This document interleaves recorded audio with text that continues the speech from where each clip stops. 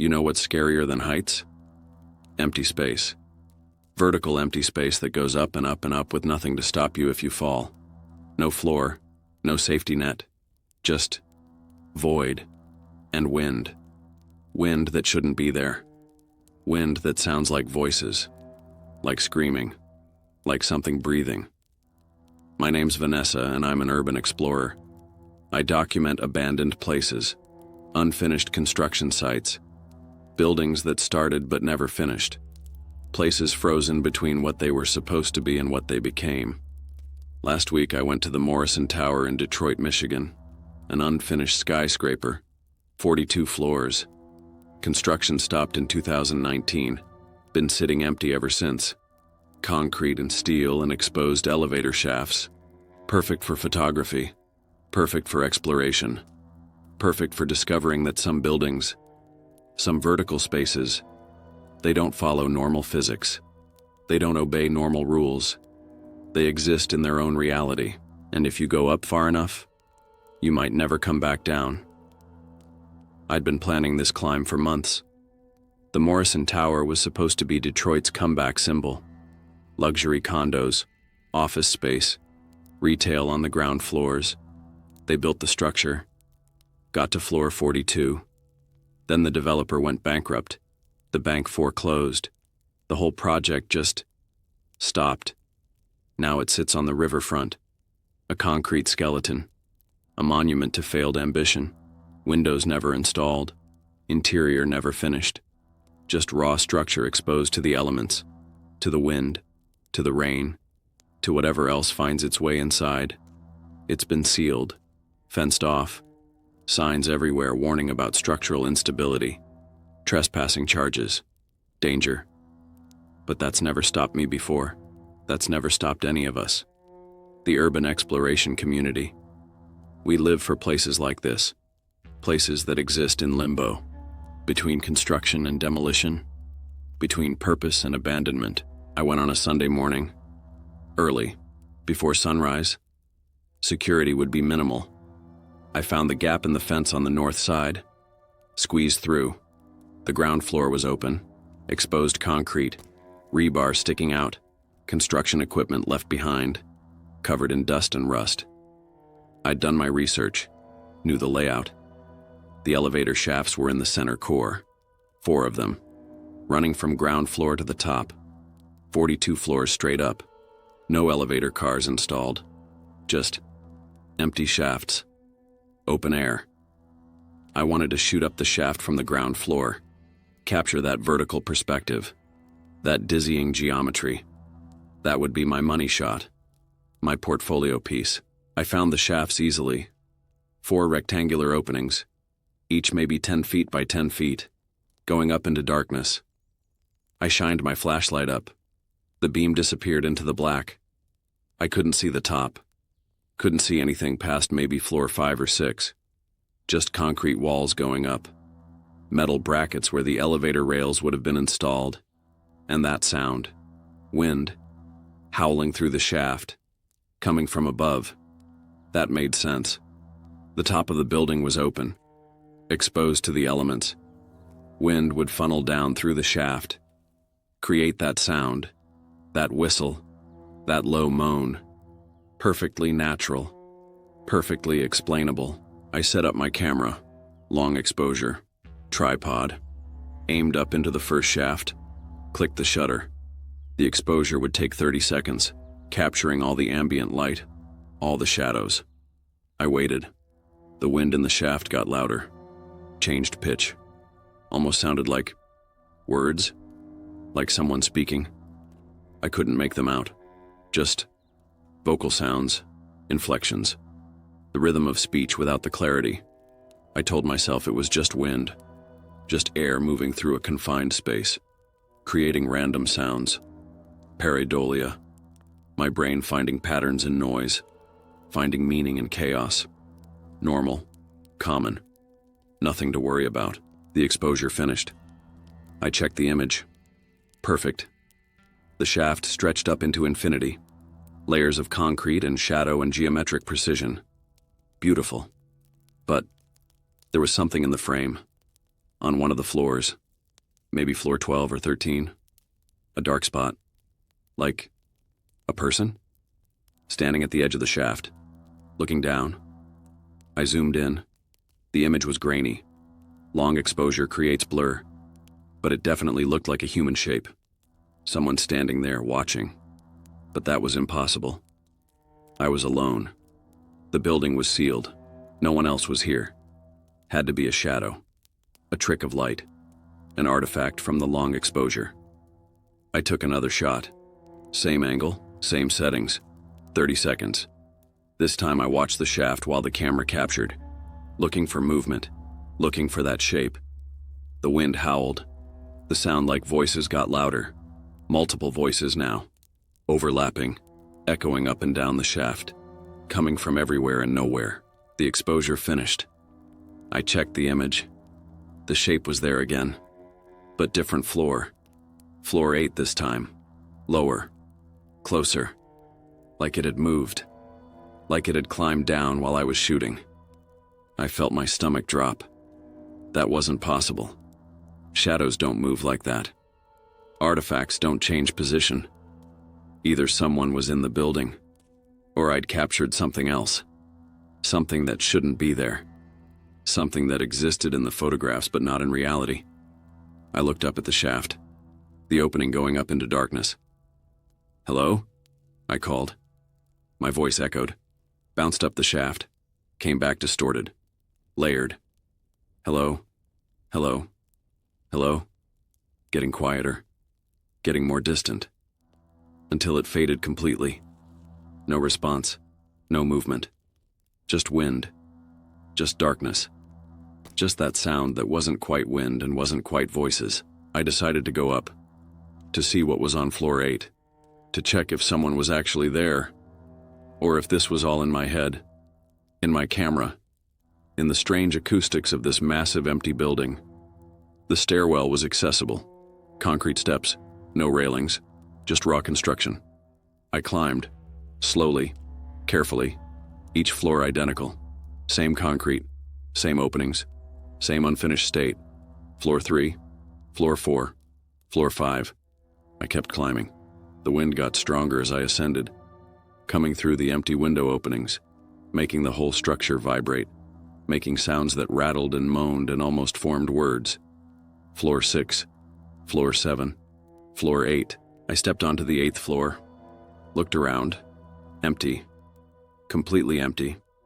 Just concrete and rebar and open sky where windows should be. I walked to the elevator shaft, the opening, looked down at the ground floor far below, my camera still on its tripod, looking tiny, far away. Then I looked up. The shaft continued, up and up and up, 34 more floors, and as I looked, I saw movement, something climbing, inside the shaft, using the metal brackets, moving up, fast, too fast, faster than any human could climb. A dark shape against darker shadows, going up, disappearing into the heights. What was that? Who was that? Why were they climbing? I heard something behind me. Footsteps, on the concrete. I spun around. A man was standing there, maybe 40 feet away, wearing construction clothes, hard hat, work boots, vest. He looked normal, real, like an actual construction worker. But the site was abandoned, had been for years. Why would a worker be here? "Excuse me," I called. "I didn't know anyone else was here. I'm just taking some photos. I'll leave if..." He didn't respond, didn't acknowledge me, just stood there, facing me, not moving. I waved. Nothing. I took a step toward him. He flickered, distorted, like a bad TV signal, then solidified again, still standing, still watching. Not real, not human. Just something that looked human, something that existed here, in this unfinished space, this liminal place, this building that never became what it was meant to be. I ran, back to the stairwell, back down.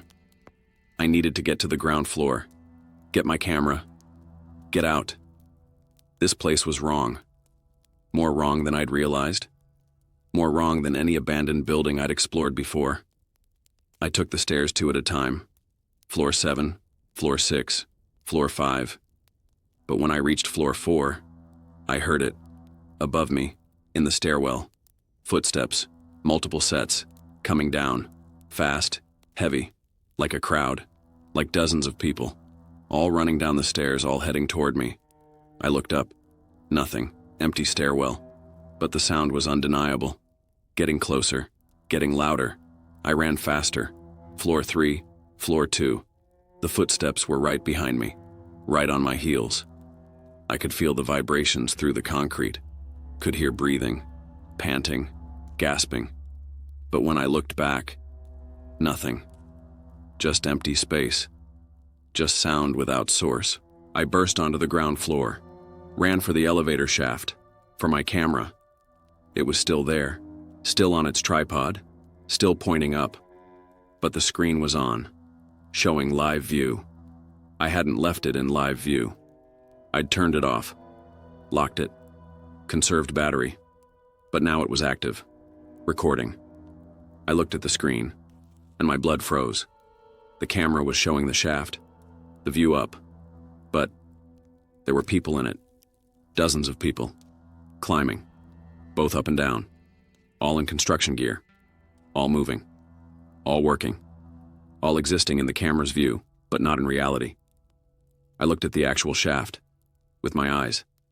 Empty. Nothing there. But on the camera screen. Full of workers. Full of movement. Full of a construction crew that had never finished their work. That had stopped. That had abandoned this place. But had they left? Or had they just stayed? In some other version of this building? Some other layer of reality that only cameras could see? The wind in the shaft changed. Got stronger. Violent. Papers and dust and debris started swirling, rising up, lifted by the updraft. And I heard it clearly now. The voices. They were shouting, screaming, in unison. All the workers, all the shapes on the camera, all yelling the same thing. Get out! Get out! Get out! I didn't need to be told twice. I grabbed my camera, left the tripod, ran for the exit, for the fence, for freedom. Behind me the wind roared. The whole building shook. I heard something massive, something heavy, falling, crashing down through the shaft, floor by floor, getting closer, getting louder. Whatever had been climbing up was coming down, fast, uncontrolled, plummeting. I squeezed through the fence gap, into the street, turned around. The Morrison Tower stood silent, still. No wind, no sound, no movement, like nothing had happened, like it was just a normal abandoned building, just concrete and steel and empty space. But I knew better. I knew what was in there, what lived in those shafts, what climbed between the floors, what existed in the camera but not in sight, what screamed warnings to anyone stupid enough to explore. I went home, downloaded my photos, and they were full of them, full of workers, full of people, in every shot, climbing, working, building, all existing in this captured moment, this frozen state, this unfinished building that will never be finished, that exists in permanent construction, permanent incompletion, and the workers, they're still there, still trying to finish, still climbing up and down those shafts, still working jobs that ended years ago, still existing in a version of the building that runs parallel to ours, that overlaps with ours, that bleeds through in photographs and sounds and winds that speak with human voices. I noticed something else in the photos. In the last one I took, the one before I ran, there's a figure at the bottom of the shaft, at ground level, looking up at the camera, looking directly at the lens, and it's me. Same clothes, same face, same everything.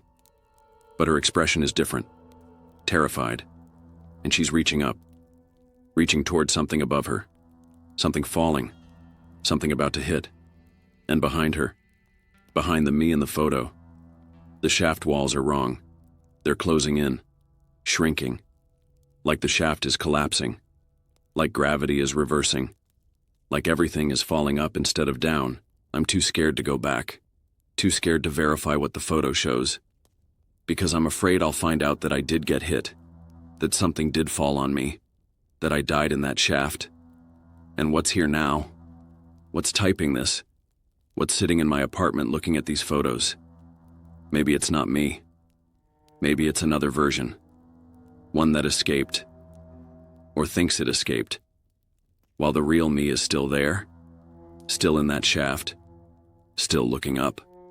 Still reaching. Still waiting for the impact. Still stuck in that moment between climbing and falling. Between up and down. Between alive and something else.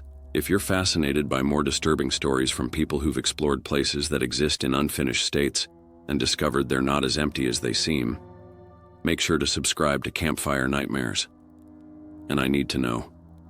Have you ever been in an under-construction or abandoned building and heard sounds that shouldn't be there? Voices in empty spaces? Movement in still air? Or taken photos that showed things your eyes didn't see? Tell me what you captured in the comments. Because I think the Morrison Tower isn't alone. I think there are other unfinished buildings. Other elevator shafts. Other vertical spaces where construction stopped but something kept going. Where workers never left. Where gravity doesn't quite work right. Where up and down become the same direction. And if you climb high enough, you might find out which way you're really going.